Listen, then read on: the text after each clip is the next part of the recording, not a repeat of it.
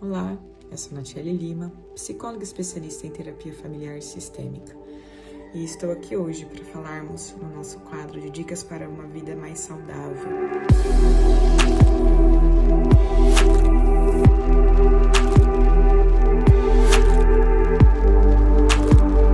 O tema anterior falado é sobre como identificar a depressão e diferenciar uma tristeza temporária de uma patologia, de um transtorno depressivo. E hoje nós abordaremos um pouco mais sobre quais os tipos de depressão. E os transtornos relacionados à depressão, que são reconhecidos e estão no nosso DSM-5, que é o Manual de Transtorno Mental, ele traz o transtorno depressivo maior, distimia, transtorno disfórico pré-menstrual e transtorno disruptivo da regulação do humor. Eu vou falar brevemente a característica de cada um deles. Nós começaremos aqui pela distimia. A distimia, ela é aquele indivíduo que não parece que está com depressão. É aquele indivíduo que consegue muitas vezes manter a sua rotina, talvez com um pouco mais de dificuldade, talvez com um pouco menos, de energia vital, mas ele consegue manter o seu dia a dia. É aquele, aquele chato do trabalho, é aquele que reclama de tudo, que acha que está sendo perseguido, é aquele que normalmente tendencia a ver o lado mais negativo das pessoas, ele é aquele que começa a se isolar por não ser aceito pelas pessoas que convivem com ele, é aquele crítico da família. E isso não tira dele aqueles pensamentos negativos, clássicos da depressão. Ele, por justamente funcionar, porque nós precisamos compreender que depressão acontece alterações biológicas. O nosso corpo está funcionando de maneira diferente e de maneira negativa. Então, esse indivíduo tem esses pensamentos negativos e ele coloca aqui fora muitas das questões dele. Então, a distimia é aquele indivíduo que muitas vezes nós duvidamos que tenha depressão por ela não ser aquela depressão clássica, tá? O que é essa depressão clássica? É justamente o transtorno de depressão maior. Ele é aquele clássico que nós olhamos, sabemos identificar, muitas vezes falamos, olha, aquela pessoa ali é depressiva. Por quê? Porque ela mostra-se extremamente desinteressada, ela não consegue manter as suas atividades normais, ela tem essa tristeza profunda e permanente, ela fica naquele estado depressivo, naquele estado de afundamento de energia física e energia mental, que nós também comentamos no vídeo anterior.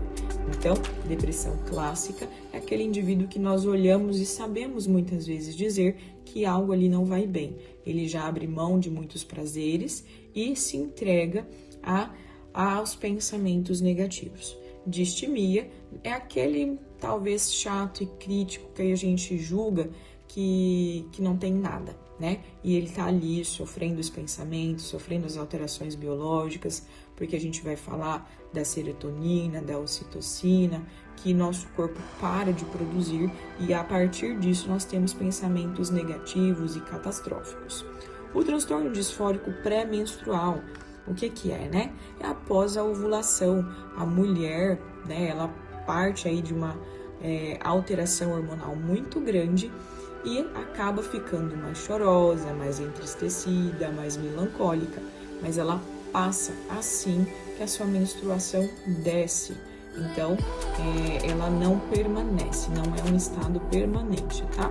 E o que é o transtorno disruptivo de regulação do humor? Ele acomete muito mais as crianças se tornam mais irritadas, mais amedrontadas, indisponíveis a brincar, a fazer e fornecer aquilo que é da própria infância. Então, ela acomete muito mais aí as crianças. A gente tem também, ouve falar, na depressão atípica. O que é isso? Que acomete mais os adolescentes e que a eficácia medicamentosa ela é menor. Ela tem a hipersonia, os adolescentes aí que dormem 19, 20 horas se deixarem, 14 horas seguidas, sem nenhuma intervenção medicamentosa. A gente questiona como alguém pode dormir tanto. Ele pode estar passando por uma depressão atípica.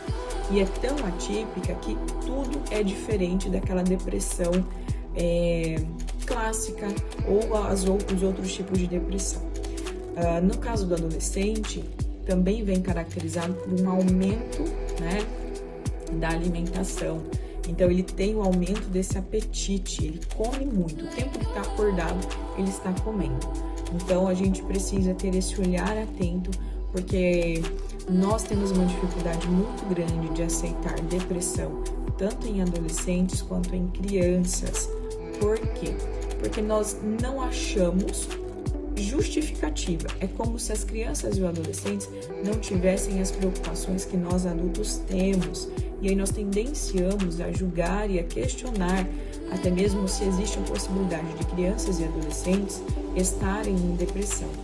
Parando para pensar e colocar também aí uma consciência em vocês, é que eles têm a preocupação, sim, de acordo com a idade deles, né, de acordo com a realidade deles. Então, eles têm uma preocupação do núcleo e daquilo que cabe a eles. Eles não têm preocupação de conta para pagar, de conflitos de casal, mas ele sobrevive nessa sociedade, ele recebe tudo aquilo que nós também fornecemos, o que a família, o meio em que ele vive, os amigos, a escola.